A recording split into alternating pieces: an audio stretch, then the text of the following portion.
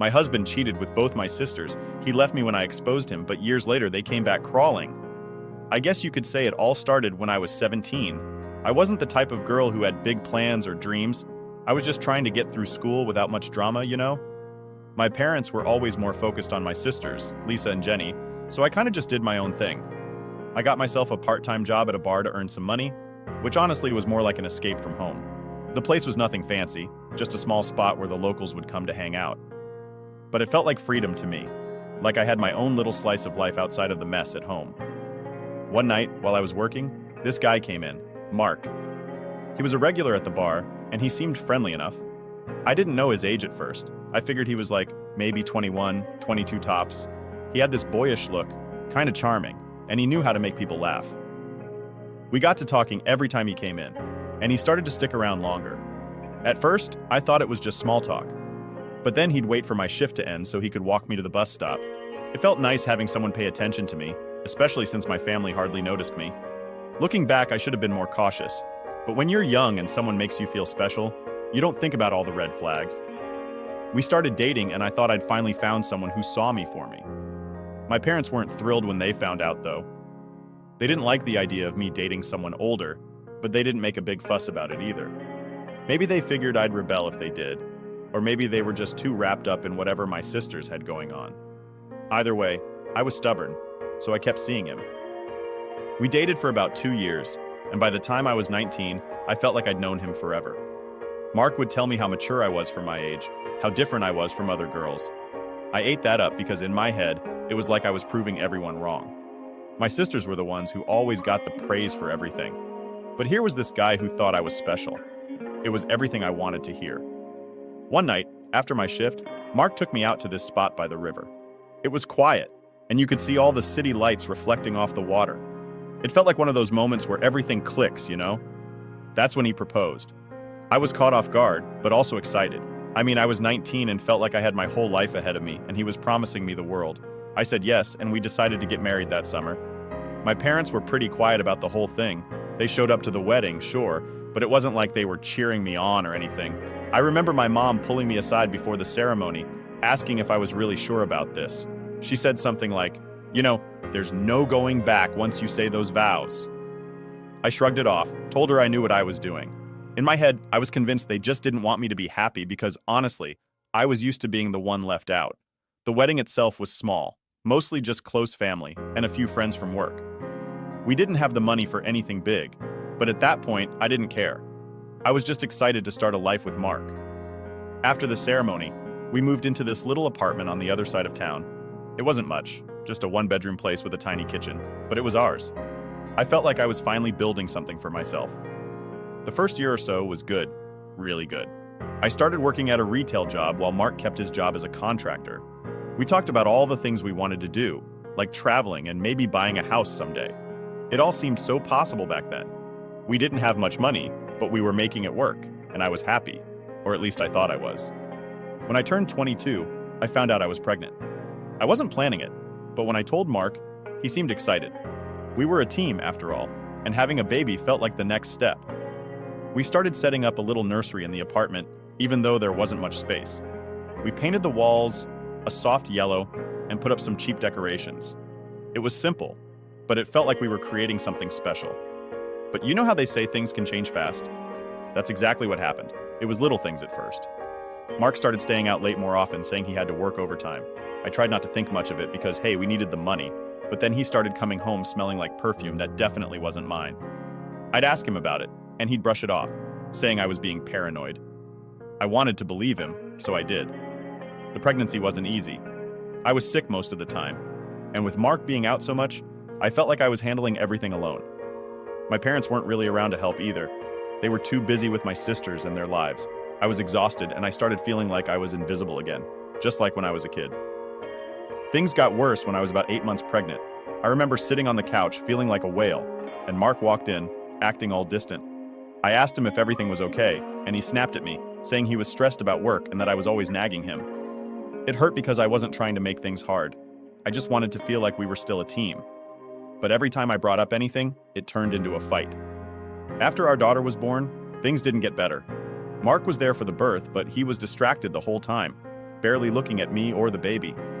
I tried to brush it off as him being overwhelmed, but deep down, I knew something was off. He'd come home late and avoid talking about where he'd been. Sometimes he'd just stare at his phone for hours, barely acknowledging I was even in the room. It was like I didn't exist to him anymore. One night, about a month after our daughter was born, Mark came home late again. I was sitting on the couch, feeding the baby, and he walked past me without a word. I finally snapped and asked him what was going on, why he was always so distant. He just looked at me, shrugged, and said, "You wouldn't understand."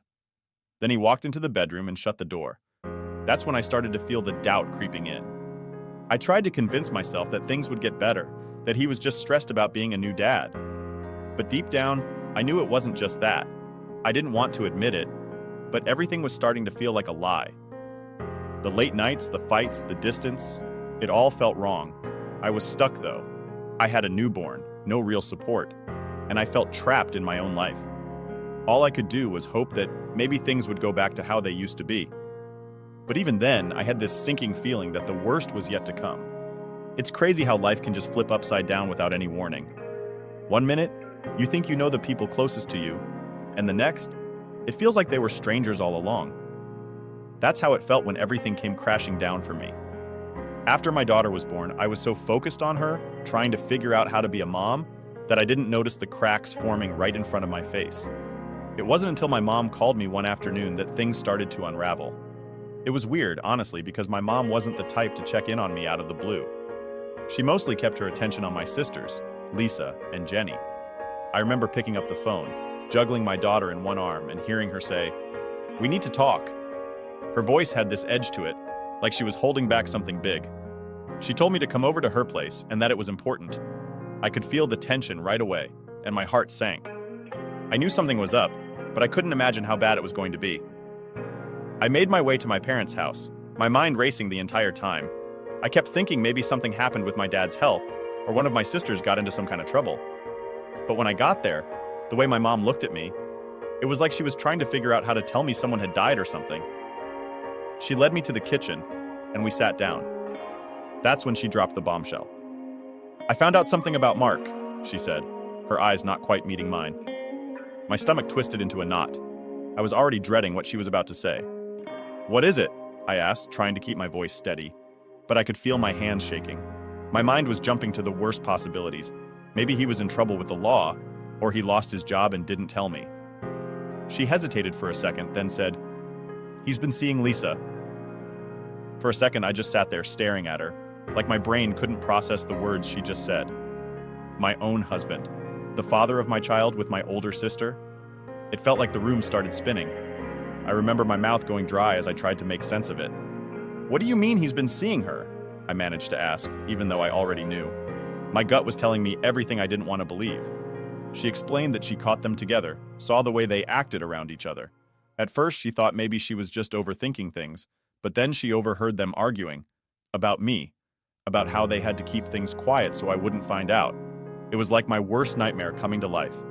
I felt sick to my stomach, like everything I thought was true was actually a lie. But it didn't end there. As if that wasn't enough. Right when I was still trying to process that my husband and my sister were sneaking around behind my back, Jenny shows up at my mom's place too. She walks in, looking all pale and nervous, and my mom just gives her this look like, "You need to come clean." That's when Jenny admits that she'd been involved with Mark too. I felt my heart drop into my stomach. My younger sister, the one who used to look up to me, was sleeping with my husband. I didn't know what to say. I was just sitting there, staring at them like they were speaking a different language. How could both my sisters do this to me? My hands were shaking and I felt this hot wave of anger, betrayal, and embarrassment wash over me. I could barely breathe. My family was the only support I had, and here they were, tearing my life apart. I left without saying much. I needed to confront Mark, and I wasn't sure if I could even trust my own voice not to crack in front of them. I drove home, my mind in overdrive. I was replaying every moment from the past few months, every late night, every excuse he made. Suddenly it all made sense, and that made me feel like a fool. Like, how could I have been so blind? When I got home, Mark was there, sitting on the couch like nothing was wrong. My hands were still shaking as I walked in, and I didn't even give him time to react. "How long?" I demanded, my voice sharper than I'd ever heard it. "How long have you been messing around with my sisters?" His face went pale, and for a moment, he looked like a deer caught in headlights. But then he just sat there, staring at the floor, not saying a word. No excuses, no apologies, nothing. I felt the anger bubbling up inside me. "You're not even going to try to explain yourself?" I shouted, feeling my voice crack. But he just stood up, grabbed his keys, and walked out the door without saying a single word. He didn't even look back. I felt like the whole world crumbled beneath me. I was left standing there, alone in the apartment, holding our baby while everything around me felt like it was falling apart. The silence after he left was deafening, and I just stood there feeling completely numb. I kept telling myself to hold it together, that I needed to be strong for my daughter, but all I felt was empty. It's one thing to find out your partner cheated, but it's another thing entirely when it's with the people you've trusted your whole life. After he left, I sat on the couch for what felt like hours, just staring at the wall. My mind was racing, trying to figure out what I was supposed to do next. I couldn't go back to my parents' place, not after that. My sisters? They weren't my sisters anymore. As far as I was concerned, they were strangers. I felt completely alone, like I was stranded on some island with no one to turn to. The worst part was that I still had to keep it together for my daughter. She was so tiny and innocent, and she needed me to be there for her. So I pulled myself together, wiped away the tears, and started packing Mark's things. I threw his clothes into garbage bags, boxed up his tools, and piled everything by the front door. If he wanted to walk out on me, he wasn't taking a damn thing with him. That night, I called my parents again, and my mom tried to talk me down, saying we'd figure it out and that maybe I should try to talk to my sisters. But I was done. There was no going back for me. I told her I didn't want anything to do with Lisa or Jenny anymore. They'd crossed a line, and there was no fixing it. My mom seemed hesitant, but she agreed. I guess she knew I wasn't going to budge on this. It was a long, lonely night. I barely slept. Just sat there with my daughter in my arms, trying to figure out how I was going to manage everything on my own. I knew I had to be strong for her, but I felt so broken inside. Every time I closed my eyes, I saw Mark's face, my sister's faces, and I felt that rage boiling up again. But I couldn't afford to fall apart. That's when I decided I wasn't going to let them ruin my life anymore. Mark might have walked out, and my sisters might have betrayed me, but I still had my daughter, and I was going to make sure she grew up knowing she was loved, even if that meant cutting out the people who hurt us. I locked the door that night, and for the first time, I felt the weight of everything that had happened.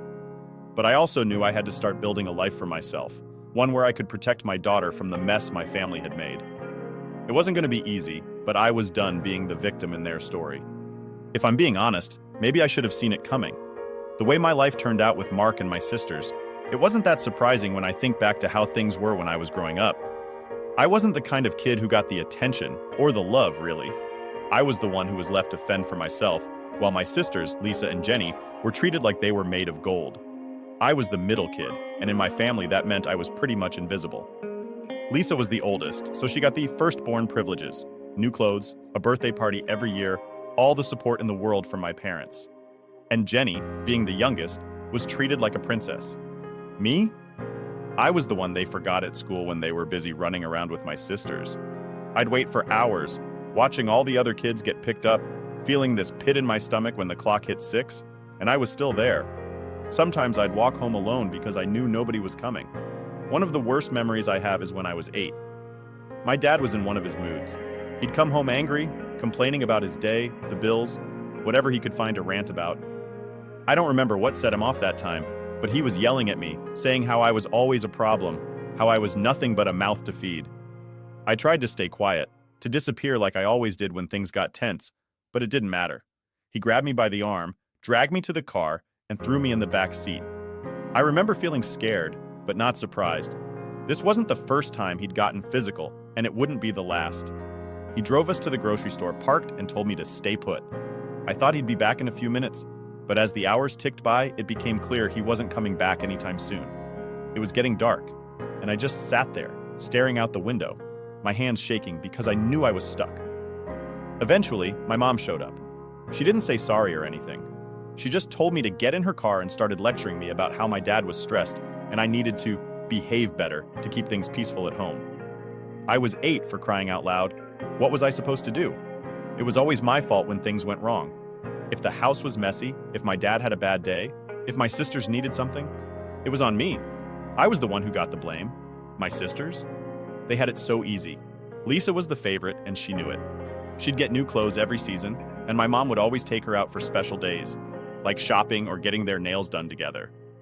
Jenny was treated like she was a little princess, always being coddled, never told no.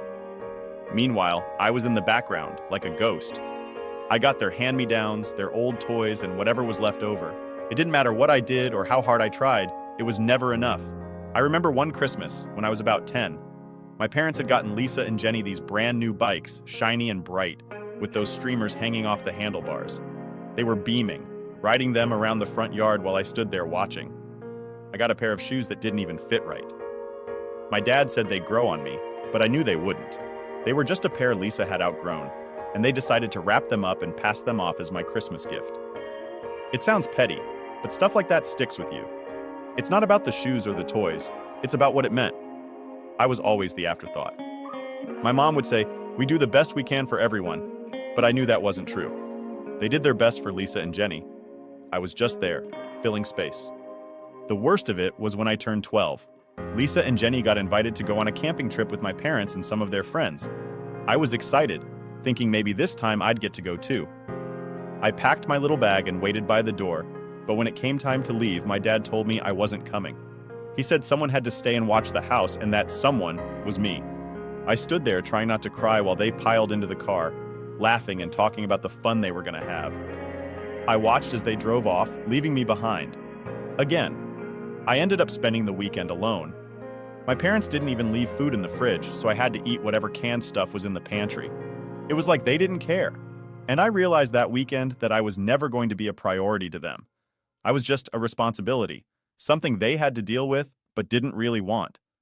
When they finally got back, they didn't even ask how I was. They just walked in, my dad patting Jenny on the head and asking Lisa if she had fun. No one looked my way. It was like I wasn't even there. I remember going up to my room and staying there for hours, just staring at the wall, feeling this emptiness. It wasn't the first time they'd forgotten about me, but it was the first time I really understood how alone I was in that house. I carried that feeling with me for years. When I met Mark, I thought I'd finally found someone who saw me, who cared. But, looking back, I realized I was just so desperate for anyone to notice me that I ignored all the signs. I let myself believe that he was different, that he cared about me in a way my family never did. But maybe that's what he saw in me, a lonely, invisible girl who would put up with anything just to feel loved. There was this one time when I was 14 that sticks with me. Lisa had just gotten her license, and she convinced my parents to let her borrow the car so she could drive us to the mall. It was supposed to be a fun sister outing, but when we got there, she met up with her friends and ditched me. I was wandering around the mall alone for hours, not even enough money to buy anything. I sat in the food court, watching all the groups of people laughing and hanging out, feeling like I was the only person there who didn't belong. When Lisa finally found me, she acted like it was no big deal.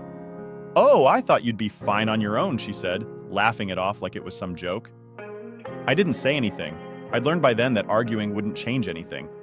I was just glad to finally go home.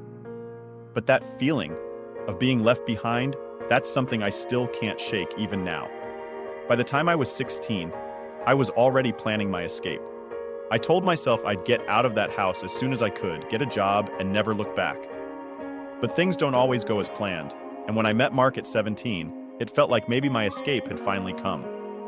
He seemed so different from my family, so ready to accept me. I thought I was finally building something for myself, something real. But now I know I was just filling a hole I'd had for years, one I didn't even realize was there. Looking back, it all makes sense. The way I held on to Mark, the way I ignored every warning sign, it was all because of how I grew up. I was used to being forgotten, so when someone finally gave me attention, I clung to it like it was my lifeline. But deep down, I guess I always knew things weren't as perfect as I made them out to be. It's just easier to live in the lie when the truth is so damn painful. After Mark walked out that day, I was left with the mess he made. I couldn't afford to sit around and feel sorry for myself, even though everything felt like it was crumbling around me. I had a newborn baby who depended on me, and I knew I had to pull it together for her. But honestly, I was just going through the motions, pretending to be okay while feeling like I was completely alone. It's funny, when you're in a crisis, people always tell you to lean on your family. But what do you do when your own family is the problem? I couldn't turn to Lisa or Jenny. After what they did, they were dead to me. And my parents? They tried to help in their own way, but it was more of the same. Oh, You need to move on. Focus on your daughter. Things happen. That's easy to say when it wasn't their husband who betrayed them with their own sisters. I felt like they didn't get it, like they couldn't really understand how deep that cut went. So I did what I could on my own. I picked up more hours at work, found a daycare that didn't cost a fortune, and did my best to adjust to being a single mom. I wasn't making much money, but I made sure we had enough to get by. Nights were the hardest, though. I'd put my daughter to bed, and the apartment would get so quiet it was almost suffocating. I'd sit there staring at the walls, feeling like I'd failed at everything. It was like I'd built my whole life around this one person, and when he left, I didn't know who I was without him. A few months after Mark left, I got a letter in the mail. I recognized his handwriting right away, and my first reaction was anger. I didn't want to hear from him. As far as I was concerned, he could stay gone. But curiosity got the better of me, and I opened it anyway. He said he'd been going to therapy, dealing with some mental health and addiction issues, and that he wanted to make things right. He wrote that he knew there was no excuse for what he'd done, but he wanted to be in our daughter's life, and he wanted to try to make amends. I wasn't sure what to do with that. Part of me wanted to rip the letter up and throw it in the trash, but the other part of me felt torn. I mean, my daughter deserved to have her dad in her life, right? It wasn't her fault that he'd screwed up. And if he was really trying to change, wasn't it better for her to know him? I wrestled with those thoughts for days. I'd look at her tiny face and feel this ache in my chest, wanting to protect her from everything, but I also knew I couldn't erase the fact that Mark was her father. I ended up calling him. It was awkward, to say the least. We hadn't spoken since the day he walked out, and hearing his voice felt like reopening a wound that hadn't even begun to heal. He apologized. At least, he said the words. But it's hard to know if someone really means it or if they're just saying what they think you want to hear. He went on about how he was working on himself, that he realized how much he'd hurt me, and that he wanted to be there for our daughter. I could tell he was trying to sound sincere, but I wasn't ready to just forgive and forget. I told him straight up that I wasn't doing this for him. If he wanted to be in her life, it was for her, and he had to prove that he was serious. I said we'd start slow. Maybe he could visit on weekends, but we'd keep things casual. He agreed, and for a while he actually showed up like he said he would. He brought diapers and toys, and he even helped out around the apartment sometimes. It was like he was trying to be the dad he should have been from the start. But I kept my distance. I wasn't going to fall into the trap of thinking we could be a family again. That ship had sailed. The hardest part was pretending like everything was normal when he was around. I'd sit there smiling and making small talk, while inside, I was still burning with anger and hurt. Every time I saw him with our daughter, I couldn't help but wonder if he was really there for her, or if this was just another one of his phases. I didn't trust him, but I felt like I had to give my daughter the chance to know her father. Maybe one day, she'd ask why we weren't together, and I didn't want to be the reason she missed out on having a relationship with him. It wasn't easy seeing him try to slip back into our lives. It brought up so many memories, and not the good kind. I'd see him sitting on the floor playing with our daughter, and all I could think about was the betrayal, the lies, and how he'd left me to clean up the mess he made. But I kept my mouth shut and focused on my daughter. She was the reason I was doing this, and I wasn't going to let my feelings get in the way of her having a chance to know her dad. As the months went on, we settled into a routine. He'd come over on weekends, spend a few hours with our daughter, and then leave. It was civil, but it was also strained. I'd watch him closely, waiting for the other shoe to drop, waiting for him to mess up again. I couldn't shake the feeling that it was only a matter of time before he disappeared or found some excuse to walk out again. I had friends telling me I was too soft, that I should have cut him off completely. They'd say, "You don't owe him anything after what he did." And yeah, they were probably right, but this wasn't about him. This was about my daughter. And if there was even a chance he was serious about turning his life around, I felt like I had to at least try. But it was hard. Every time he'd leave, I'd feel this wave of relief wash over me, like I could finally breathe again. But then, the doubt would creep in. Was I making a mistake letting him back in, even if it was just for our daughter's sake? I felt like I was walking a tightrope, trying to balance everything without falling apart. One night, after he'd left, I sat down with my daughter in my arms, and she was smiling up at me, completely oblivious to all the chaos. I remember looking at her and making a promise, to myself and to her, that no matter what happened, I'd always put her first. Mark could come and go as he pleased, but I wasn't going to let him or anyone else hurt her. She was my priority now, and I was done letting other people dictate how my life would go. I started taking steps to rebuild my life without Mark at the center of it. I applied for a better job, one that paid more so I wouldn't have to depend on him. I started saving up, planning for a future where it was just me and my daughter. I wanted her to have the stability I never had, and I was determined to make that happen, even if it meant doing it alone. It wasn't easy, but little by little, I felt like I was taking control again. Every time Mark came by, I kept my boundaries firm. I'd let him see his daughter, but I wouldn't let him back into my heart. I'd learned the hard way that some people don't change, no matter how much they say they will. And I wasn't going to let myself fall for the same story twice. But even with all that, there was still a part of me that hoped things would get better. That one day, I'd look back and see all of this as a rough patch we'd gotten through. But for now, I was focused on one thing: making sure my daughter had the best life I could give her, whether Mark was in the picture or not. I thought things were finally starting to settle. Mark had been showing up consistently, and we'd gotten into a routine where he'd spend time with our daughter, and I'd keep my distance. It was a delicate balance, but it worked. I figured as long as I kept him at arm's length, everything would stay under control. But of course, nothing stays simple for long, especially when family is involved. One evening, I was going through my usual routine, making dinner, helping my daughter with her homework, when she came up to me, holding her phone like it was something precious. "Mom, do you know Lisa?" she asked, her eyes wide. Hearing my older sister's name felt like a punch in the gut. I hadn't thought about her in months, and honestly, I liked it that way. I forced a smile and said, "Yeah, she's your aunt." I tried to keep my voice steady, but inside I was already on edge. "She added me on Facebook," my daughter continued, showing me her screen. "She said she wants to talk." I felt my blood run cold. It had been years since I cut Lisa and Jenny out of my life, and up until now they'd respected that. Or maybe they just didn't care enough to reach out. But now, seeing her name pop up like that, I felt this wave of anger and dread. I asked my daughter what Lisa had said exactly, and she handed me her phone. There it was, Lisa's message, acting all friendly and sweet, saying how much she missed her niece and wanted to reconnect, to make up for lost time. She didn't say anything specific, but I knew exactly what she was doing. She was trying to worm her way back into our lives without dealing with me directly. And the worst part was, my daughter was too young to see the manipulation for what it was. I took a deep breath, trying to keep my composure.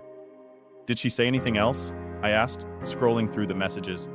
"She said there were some things I should know, but that it wasn't her place to tell me," my daughter replied, looking confused. "She told me to ask you about it." I could feel the anger building up. It was just like Lisa to drop a hint and then back off, making me look like the bad guy who had to explain everything. I knew she was trying to force my hand, trying to get me to bring up the past so she could swoop in and play the victim. I wanted to protect my daughter from all of it, but I also knew I couldn't hide the truth forever. I took her phone and told her I needed a minute. I went into the other room and dialed Lisa's number. I hadn't called her in years, and my hands were shaking as I waited for her to pick up. When she finally answered, I could practically hear the fake sweetness in her voice. "Hey, sis," she said like nothing had ever happened. "Long time no talk." "What do you think you're doing?" I snapped. I didn't have time for her games. "Why are you messaging my daughter?" Lisa sighed, and I could picture her rolling her eyes. "Look, I just wanted to reach out. It's been years, and I thought maybe it was time to mend things. She deserves to know her family." "Her family?" I repeated, my voice getting louder. "The same family that betrayed me?